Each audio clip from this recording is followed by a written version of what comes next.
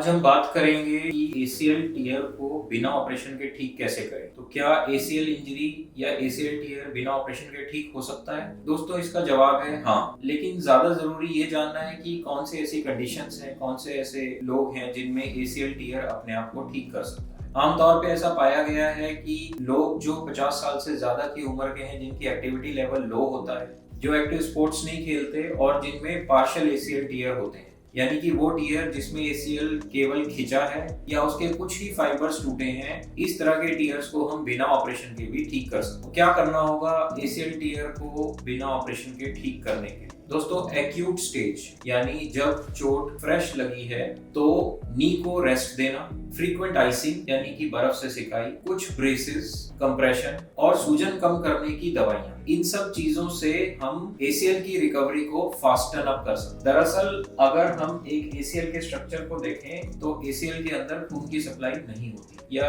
लगभग ना के बराबर होती है और बॉडी में किसी भी टिश्यू को हील करने के लिए ब्लड की जरूरत होती है। इसलिए जो मेजर एसीएल टीयर्स हैं वो अपने आप को ठीक नहीं कर सकते, लेकिन माइनर एसीएल टीयर्स अपने आप को ठीक कर सकते हैं, प्रोवाइडेड हम उन्हें ठीक होने का सही माहौल दें, सही मिल्यू दें। और सही मिल्यू तब मिलता है जब चोट की वजह से आने वाली सूजन कम हो, हम जब पार्ट को रेस्ट दें और उसको हील करने का मौका दें। अगर आप स्मोकर हैं तो स्मोकिंग से एसीएल की रीजनरेट करने की या हील करने की कैपेसिटी और भी सिग्निफिकेंटली लो हो जाती है। एक बात का ध्यान रखें, अगर आप लाइफस्टाइल मॉडिफिकेशंस नहीं करना चाहते और हाई इंटेंसिटी स्पोर्ट्स खेलना चाहते हैं तो self healing after ACL practically unlikely है और आप इसको ट्राई ना करें, क्योंकि इससे नी में फर्दर इंजरी हो सकती है। दोस्तों, ये बात जानना जरूरी है कि अगर कंप्लीट एसीएल टीयर है और आप एक एक्टिव स्पोर्ट्समैन हैं तो non operative management is not a very good option for you. लेकिन अगर आप लाइफस्टाइल मॉडिफाई करने के लिए तैयार हैं, आपकी एक्टिविटी लेवल बहुत ज्यादा नहीं है, तो हम नॉन सर्जिकल मेथड से एसीएल को हील करने की कोशिश कर सकते हैं। अगला सवाल आता है कि हील करने में कितना टाइम लगता है। तो दोस्तों, एसीएल को खुद ब खुद हील करने के लिए कई हफ्तों से लेके कई महीनों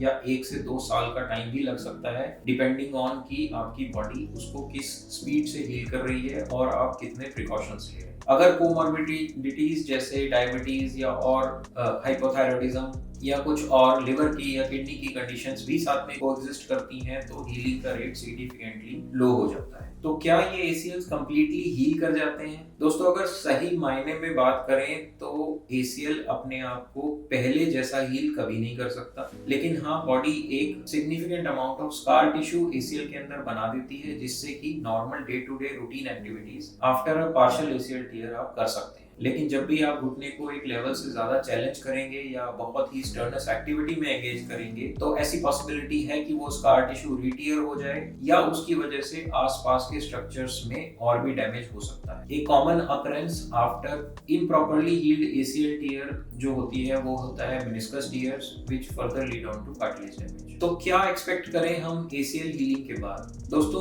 पार्शियल एसीएल टीयर्स हीलिंग के बावजूद भी माइक्रो इंस्टेबिलिटी छोड़ते हैं, जिसकी वजह से लॉन्ग टर्म में स्टर्नस एक्टिविटी में नी को फर्दर डैमेज हो सकता है। लेकिन अगर आप नॉन ऑपरेटिव ट्रीटमेंट को as primary treatment to treat your ACL tear अगर आप उसको एक्सेप्ट करते हैं तो इस बात को भी एक्सेप्ट करना होगा कि हम स्टर्नस एक्टिविटीज में एंगेज नहीं होंगे और हम कॉम्पिटिटिव स्पोर्ट्स को अवॉइड करेंगे। कौन सी ऐसी एक्टिविटीज हैं जिनको स्ट्रिक्टली अवॉइड करना है? उनमें है running, jogging, rapid change in direction जैसे बास्केटबॉल या फुटबॉल, और दूसरी स्टर्नस एक्टिविटीज जिसमें हैवी वेट लिफ्टिंग इन्वॉल्व है। अगर ये एक्टिविटीज मॉडिफाई करने के लिए तैयार हैं तो पार्शियल एसीएल टीयर्स या सिंपल स्प्रेन्स ऑफ एसीएल को हम नॉन ऑपरेटिवली इफेक्टिवली मैनेज कर सकते हैं। बहुत सारे लोग अपनी लाइफ एक नॉर्मल तरीके से जीते हैं बिना सर्जरी के। रिहेबिलिटेशन का रोल बहुत सिग्निफिकेंट है। Muscle building exercises, continuous proprioceptive exercises और वो एक्सरसाइजेस जो रीट्विस्टिंग और री इंजरी से प्रिवेंट करती हैं, वो एक्सरसाइजेस लगातार करते रहने से हम इन टीयर्स को इफेक्टिवली बिना सर्जरी के मैनेज कर लेते हैं।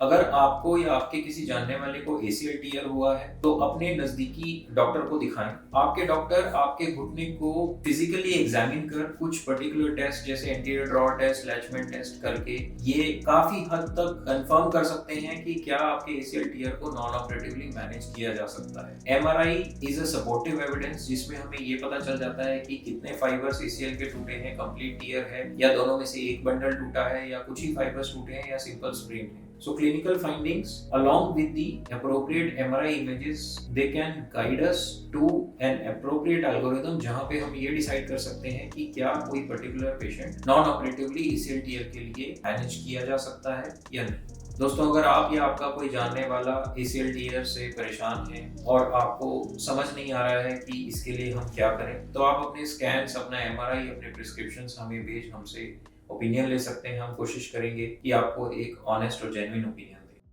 Bonoscare. Let's move.